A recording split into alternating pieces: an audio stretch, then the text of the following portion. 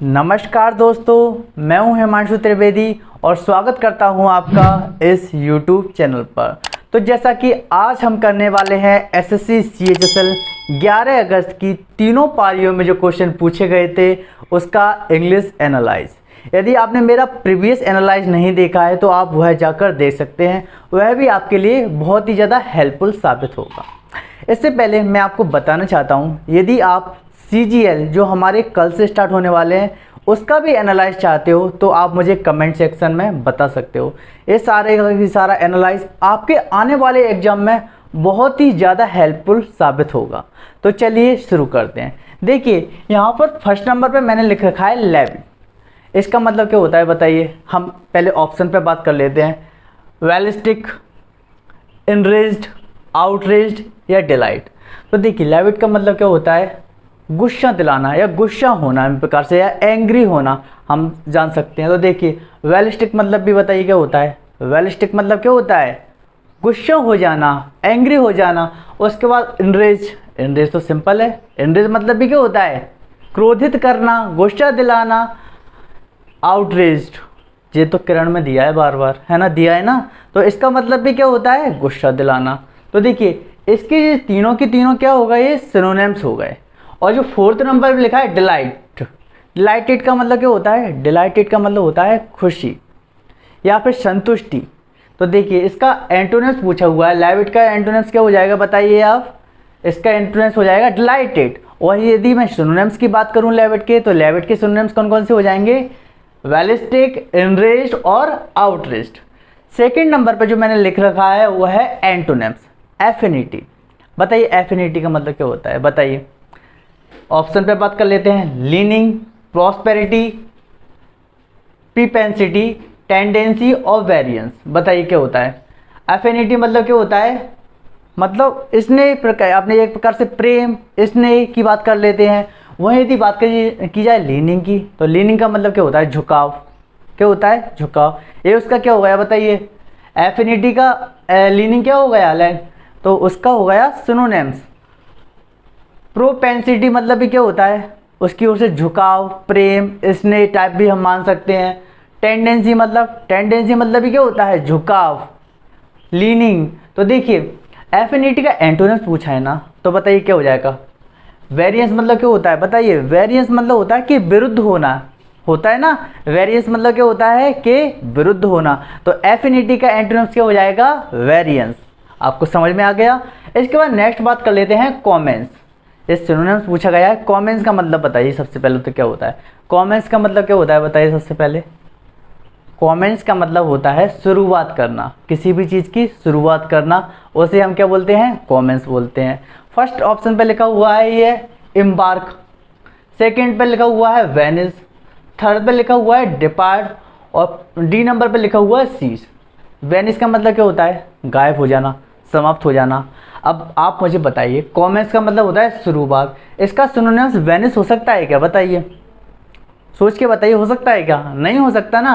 उसी प्रकार से डिपार्ट, प्रस्थान करना। अब शुरुआत करना और प्रस्थान करना तो अलग अलग मीनिंग हो गए। इसके बाद सीज मतलब होता है समाप्त करना, भाई साहब शुरुआत की नहीं है और समाप्त हो गया, ये सिनोनिम्स हो सकता है, ये भी नहीं हो सकता। एम्बार्क, एम्बार्क का मतलब क्या होता है, शुरुआत करना, होता है ना, एम्बार्क का मतलब शुरुआत करना होता है ना। तो कॉमेंस का सिनोनिम्स क्या हो जाएगा अपना, एम्बार्क। कॉमेंस का सिनोनिम्स क्या हो जाएगा, एम्बार्क। नेक्स्ट बात कर लेते हैं हम, ये भी सिनोनिम्स लिखा हुआ है बेनिफिशियरी। अब बताइए बेनिफिशियरी मतलब क्या होता है। बैंक में गए हो, बेनिफिशियरी लिखा आता है ना, सिग्नेचर ऑफ बेनिफिशियरी। तो देखिए सबसे पहले ऑप्शन बात कर लेते हैं, हेयर। हेयर मतलब क्या होता है, उत्तराधिकारी। क्या होता है हेयर का मतलब, उत्तराधिकारी। इसके बाद लिखा है मोर्नफुल। मोर्नफुल मतलब क्या होता है, शोकाकुल। मोर्नफुल मतलब क्या होता है, शोकाकुल। इसके बाद स्टिंट। स्टिंट का मतलब बताइए क्या होता है। स्टिंट का मतलब भी क्या होता है बताइए, कंजूसी करना। जैसा कि आप कंजूसी करते हो, लाइक भी नहीं करते और शेयर भी नहीं करते, तो करिए आप जल्दी से लाइक, करिए जल्दी से। नेक्स्ट लिखा हुआ है अपना ब्राइट। ब्राइट का मतलब क्या होता है बताइए। ब्राइट का मतलब होता है अपना चमकीला। तो बेनिफिशियरी का आपको सिनोनिम्स बताना है, क्या हो जाएगा। बेनिफिशियरी मतलब होता है लाभार्थी। तो हेयर का मतलब क्या होता है, हेयर मतलब होता है उत्तराधिकारी। अब किसी की संपत्ति है तो उसकी संपत्ति कौन रखेगा, उसका हेयर ही रखेगा ना, तो वो भी लाभार्थी हुआ। तो अपना बेनिफिशियरी का सिनोनिम्स क्या हो जाएगा, हेयर हो जाएगा। नेक्स्ट बात कर लेते हैं ग्लूमी। अब इसका एंटोनिम्स पूछा गया था। ग्लूमी का एंटोनिम्स बताइए क्या होता है, डिप्रेस, चीयरफुल, सॉरोफुल या डल। ग्लूमी मतलब बताइए क्या होता है अपना, ग्लूमी मतलब होता है उदास होता है ना। ग्लूमी का मतलब क्या होता है, डिप्रेस्ड, उदास। तो देखिए डिप्रेस मतलब भी क्या होता है, ग्लूमी, मतलब सिनोनिम्स क्या हो गया ग्लूमी का, डिप्रेस। इसके बाद चीयरफुल मतलब क्या होता है बताइए, खुश हो जाना, चीयरफुल। अपन बोलते हैं ना अरे चीयर्ड यार, बोलते हैं ना अपन। यदि कोई बेचारा डिप्रेस हो जाता है, उदास हो जाता है, तो अब अपने दोस्त से क्या बोलते हैं, अरे चीयर्ड यार, काय को दुखी हो रहा है, बोलते हैं ना अपन। तो देखिए चीयरफुल। इसके बाद सॉरोफुल और डल। डल मतलब होता है नीरस, सॉरोफुल मतलब भी दुखी होता है। तो देखिए ग्लूमी का यदि सिनोनिम्स पूछा जाए, मैं आपको बताऊं, तो क्या हो जाएगा, डिप्रेस और सॉरोफुल। और यदि एंटोनिम्स पूछा जाए, क्या पूछा जाए, एंटोनिम्स, तो बताइए क्या हो जाएगा, चीयरफुल। क्या हो जाएगा, चीयरफुल। अब 6 नंबर पे पूछा गया था अपना इडियम्स, एट स्टोन थ्रो। बताइए एट स्टोन थ्रो। अब आप मुझे बताइए, आप पत्थर कहाँ तक फेंक सकते हो। मैं आपको ट्रिक बता रहा हूँ याद करने की। एट स्टोन थ्रो कहाँ तक, बहुत दूरी तक फेंक सकते हो, तो कम दूरी तक फेंक पाओगे। बहुत से बहुत आप 20, 40, 50 फुट फेंक लोगे, मतलब पास ही हुई ना। या फिर 50 किलोमीटर, 100 किलोमीटर फेंक सकते हो। तो देखिए एट स्टोन थ्रो मतलब होता है बहुत ही नज़दीक। क्या होता है, एट स्टोन थ्रो। आप याद कर लीजिए, हो ही गया होगा। एट स्टोन थ्रो, कहाँ तक पत्थर फेंक सकते हो, बहुत ही नज़दीक तक फेंक सकते हो ना। तो एट स्टोन थ्रो का मतलब क्या हो जाएगा, नज़दीक होना। अब देखिए यहाँ पर मिसेस प्लेंट पूछा गया था, इमिग्रेंट, फॉरेनर, सिटीजन और एलियन। तो बताइए इसमें से कौन सी स्पेलिंग गलत लिखी हुई है, इमिग्रेंट की, फॉरेनर की, सिटीजन की और एलियन की, बताइए। जी हाँ, देखिए यहाँ पर जो स्पेलिंग गलत लिखी हुई है वो इमिग्रेंट की लिखी हुई है। इमिग्रेंट की स्पेलिंग क्या होती है, IMMIGRANT होती है। क्या होती है, IMMIGRANT होती है, ना कि GRENT। तो यदि हम यहाँ सबसे ई हटा दें और ए जोड़ दे, तो ये हमारी स्पेलिंग कैसी हो जाएगी, बिल्कुल सही हो जाएगी। नेक्स्ट नंबर पे लिखा हुआ है, यह भी मिसेस प्लेंट लिखा हुआ है, डिसेंट, डिक्लाइन, असेंड और सोरिंग। बताइए कौन सी स्पेलिंग गलत है। ये डिसेंट, डिसेंट कुछ होता है क्या, कुछ नहीं होता। मैंने डिक्शनरी में चेक किया, कुछ होता ही नहीं है डिसेंट। तो देखिए डिसेंट की स्पेलिंग क्या होती है, DESCENT होती है, जिसका मतलब होता है मतलब ढलान बोलते हैं हम उसे। पहाड़ी से हम देखते हैं तो क्या है, ढलान में होता है ना पूरा की पूरा सब कुछ, पहाड़ी से ढलान में। तो डिसेंट का मतलब क्या होता है, ढलान। और एसेंट की यदि बात की जाए तो चढ़ाई होती है ना। एसेंट की बात होती है तो चढ़ाई, और डिसेंट मतलब क्या होता है, ढलान। और उसकी स्पेलिंग क्या होती है, DESCENT। नेक्स्ट बात कर लेते हैं। देखिए पूछा गया था कॉर्डियल। अब कॉर्डियल का अपना सिनोनिम्स पूछा गया था। कॉर्डियल का मतलब क्या होता है बताइए। तो कॉर्डियल का मतलब होता है फ्रेंडली होना। बोलते हैं ना, India is also cordial relation with China, मतलब चाइना के साथ कैसे रिलेशन, बहुत ही फ्रेंडली रिलेशन। या फिर यदि बात की जाए अमेरिका के साथ कैसे रिलेशन, कॉर्डियल रिलेशन। नेक्स्ट है स्कार्सिटी। स्कार्सिटी का मतलब होता है अभाव। अब इसका एंटोनिम्स पूछा गया था एविडेंस। एविडेंस मतलब क्या होता है, प्रचुर मात्रा में होना, एविडेंस। और स्कार्सिटी मतलब क्या होता है, अभाव। एविडेंस मतलब क्या होता है, प्रचुर मात्रा में होना। अब स्कार्सिटी मतलब अभाव की कैसे बात की जाए, तो देखिए कोई भी चीज़ हमारे पास नहीं होती है तो उसका क्या होता है, हमारे पास अभाव होता है, उसकी कमी होती है। और कोई भी चीज़ भरपूर मात्रा में होती है तो उसका मतलब क्या होता है, एविडेंस, प्रचुर मात्रा में।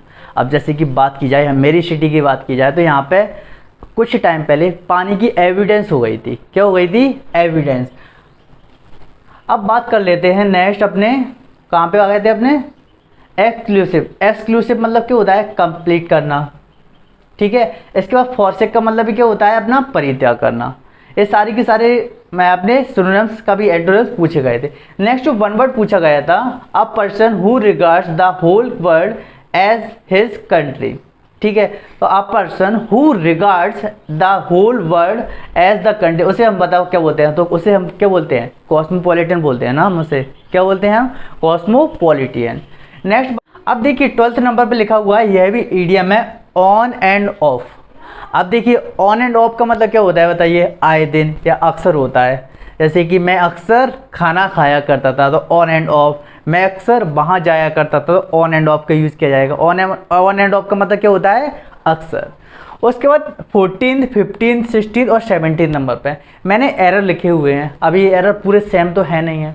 देखिए, अब जैसे कि पूछा गया था एमोंग और बिटवीन में रिलेशन, एमोंग और बिटवीन से संबंधित एरर आई हुई थी, मैंने यहाँ पर सेंटेंस लिख दिया। उसी प्रकार से सिंटैक्स से पूछा गया था, सब्जेक्ट वर्ब एग्रीमेंट से पूछा गया था, तो उस टाइप की एरर मैंने यहाँ पर लिख दी है।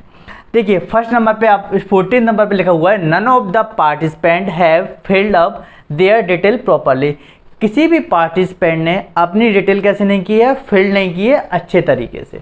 प्रॉपरली मतलब अच्छे तरीके से नहीं की है। तो देखिए, नन ऑफ द सही लिखा हुआ है, सही लिखा हुआ है। पार्टिसिपेंट ये भी सही लिखा हुआ है। कैसे, जैसे कि one of the, each of the, either of the, neither of the, इन सब के बाद कौन सा नाउन आता है, हमेशा प्लूरल नाउन आता है। जैसे कि वन ऑफ द फ्रेंड होता है या वन ऑफ द फ्रेंड्स होता है, बताइए, तो वन ऑफ द फ्रेंड्स होता है। उसी प्रकार से नन ऑफ द पार्टिसिपेंट होगा, सही बात है। हैज़, अब हैज़ आता है ये नन ऑफ द के साथ। इसके बाद फील्ड अप, फील्ड अप सही लिखा हुआ है ना, भरना सही लिखा हुआ है। Their detail properly. अब देखिए, यहाँ पर हैज़ सिंगुलर लिखा हुआ है ना, अब यहाँ पर कर दिया देयर, कर दिया ना देयर, देयर मतलब उन्होंने प्लूरल कर दिया। तो यहाँ पे देयर के स्थान पर हमें हिज का यूज़ करना पड़ेगा। किसका यूज़ करना पड़ेगा, हिज डिटेल का, क्योंकि ईच हो गया, एवरी हो गया, ये सारे के सारे अपने किस फॉर्म को बताते हैं, हमेशा सिंगुलर फॉर्म को बताते हैं। सिंगुलर इनके साथ सब्जेक्ट हेल्पिंग वर्ब यूज़ की जाती है, और ऑब्जेक्टिव केस में भी हमें किसका यूज़ करना है, सिंगुलर का यूज़ करना है। तो देयर के स्थान पर किसका यूज़ किया जाएगा, हिज का यूज़ किया जाएगा। 15 नंबर पे लिखा हुआ है when the mother saw the child in the country yard he was laughing. जब जब मदर ने देखा कि चाइल्ड कैसा है, चाइल्ड कंट्री यार्ड में, और वो क्या कर रहा है, हंस रहा है। अब आप मुझे बताइए, चाइल्ड कौन सा नाउन रहता है अपना, स्त्रीलिंग रहता है या प्लूरलिंग रहता है। चाइल्ड के साथ हिज का यूज़ करते हैं या सी का यूज़ करते हैं, बताइए। तो देखिए, चाइल्ड के लिंग निर्धारित नहीं रहता ना निर्धारित, तो उसके साथ हम किसका यूज़ करते हैं, इट का यूज़ करते हैं। किसका, इट का। लेकिन यहाँ पे तो ही का यूज़ हो रहा है, तो यहाँ पर ही को हटाकर हम किसका यूज़ कर देंगे, इट का यूज़ कर देंगे। It was laughing. यदि मान के चलो यहाँ पे राम लिखा होता या फिर सोहन लिखा होता या अमन लिखा होता, तो अब यहाँ पे ही सही रहता। यदि यहाँ पे श्वेता, रानी, इस टाइप की यदि स्त्रीलिंग वाले वर्ड लिखे रहते तो यहाँ पे हम सी कर सकते थे। लेकिन चाइल्ड तो ना स्त्रीलिंग में रहता है ना पुरुषलिंग में रहता, तो यहाँ पे इट का यूज़ किया जाएगा। अब नेक्स्ट 16 नंबर पे लिखा हुआ है there is a great alliance between 20 countries. बताइए क्या गलती है इसमें। देखिए, बिटवीन का यूज़ किया जाता है दो लोगों के लिए। कितने लोगों के लिए, बिटवीन का यूज़ दो लोगों के लिए। और अमंग का यूज़ किसके लिए किया जाता है, दो से ज़्यादा लोगों के लिए किया जाता है। अब जैसे कि मैं बोलूँ कि मिठाइयाँ मेरे और तुम्हारे बीच में बांट दी जाएँ, मैं एक हो गया और एक आप हो गए, तो किसका यूज़ करेंगे हम, बिटवीन का यूज़ करेंगे। लेकिन यदि मैं बोलूँ कि मिठाइयाँ सबके बीच बांट दी जाएँ, अब सब में तो दो से ज़्यादा लोग आ जाएंगे ना, तो यदि सब का यूज़ किया जाएगा तो हमें किसका यूज़ करना है, हमें अमंग का यूज़ करना है। लेकिन बिटवीन का यूज़ दो से ज़्यादा के अर्थ में भी किया जा सकता है। जब अलायंस की बात की जाती है, पार्टनरशिप की बात की जाती है, तब हम किसका यूज़ करते हैं, बिटवीन का यूज़ दो से अधिक वर्डों के लिए कर सकते हैं। तो देखिए, यहाँ पे अलायंस की बात की जा रही है और बिटवीन 20 कंट्री के लिए यूज़ किया जा रहा है ना। लेकिन यदि अलायंस नहीं होता तो हम किसका यूज़ करते, अमंग 20 कंट्रीज का यूज़ करते। नेक्स्ट 17 नंबर पे लिखा हुआ है the dead body of Aman was found 10 kilometre away from the road. अब देखिए, बताइए मुझे, जो डेड बॉडी है ना, फाइंड हुई थी कहाँ पे हुई थी, 10 किलोमीटर दूर प्राप्त हुई थी। तो देखिए, दूर के अर्थ में ओ एफ का नहीं, ओ डबल एफ का यूज़ किया जाता है। प्रेपोजिशन पढ़ी होगी ना आपने, दूर के अर्थ में किसका यूज़ किया जाता है, ओ एफ का या ओ डबल एफ का, ओ डबल एफ का यूज़ किया जाता है। तो यहाँ पे 10 किलोमीटर ऑफ का यूज़ कर देंगे, मतलब गलती अपने किस पार्ट में हो जाएगी, पार्ट सी में हो जाएगी। अब देखिए, 2 PQRS भी आए थे हर शिफ्ट में, तो जैसा कि मेरे को बच्चे स्टूडेंट से बताया था कि 2 PQRS आए थे, बिल्कुल इजी लेवल के आए थे। यदि आपने थोड़ी बहुत भी यदि इंग्लिश पढ़ी है तो आप PQRS आसानी से सॉल्व कर सकते हो। नेक्स्ट तो 19 नंबर पे लिखा हुआ है, ये बताइए क्या लिखा हुआ है, डायरेक्ट इनडायरेक्ट या नरेशन। ये लिखा हुआ है डायरेक्ट इनडायरेक्ट भी लिखा हुआ है, नरेशन भी लिखा हुआ है ना। अब ये किस फॉर्म में लिखा हुआ है, डायरेक्ट या इनडायरेक्ट। ये लिखा हुआ है अपना डायरेक्ट फॉर्म में। अब डायरेक्ट को हमें इनडायरेक्ट में चेंज करना है, तो देखिए, राम सेड टू कहाँ में बदल जाएगा अपना, टोल्ड में। Ram told me, in that, you का में बदल जाएगा अपना रिपोर्टिंग वर्क में कि ऑब्जेक्ट के रूप में, तो आई माइट। अब बताइए इसके बाद किसका यूज किया जाएगा, बताइए आप। आई का यूज किया जाएगा, आई माइट डाई। अब माइट के बाद कौन सी फॉर्म आती है अपनी, फर्स्ट फॉर्म ही आती है। 20 नंबर पे लिखा हुआ है I said to me when will you return. तो देखिए सेड टू का में बदल जाएगा अपना, टोल्ड में बदल जाएगा, आस्क्ड में बदल जाएगा। हम यहाँ पे आस्क्ड में बदल देते हैं, ही आस्क्ड मी। अब बताइए इसमें दैट का यूज़ होगा या नहीं होगा, तो इसमें दैट का यूज़ नहीं होगा। WH वालों में दैट का यूज़ नहीं होता, लेकिन हम क्या कर देते हैं, WH वर्ड लग देते हैं और सेंटेंस को क्या कर देते हैं, हम प्लेन कर देते हैं, कोई भी चेंज नहीं करते। तो बताइए क्या हो जाएगा इसमें, ही आस्क्ड मी व्हेन, और यू का में बदल जाएगा अपना, बताइए ऑब्जेक्टिव फॉर्म में, मतलब आई में, आई बिल का में बदल जाएगा वुड में, आई वुड, और फिर क्या हो जाएगा अपना रिटर्न। ठीक है, इसके बाद let's us discuss the matter, एक का में लिखा हुआ है अपना एक्टिव पैसिव है। अब बताइए इसको पैसिव में कैसे चेंज करेंगे, तो देखिए लेट द मैटर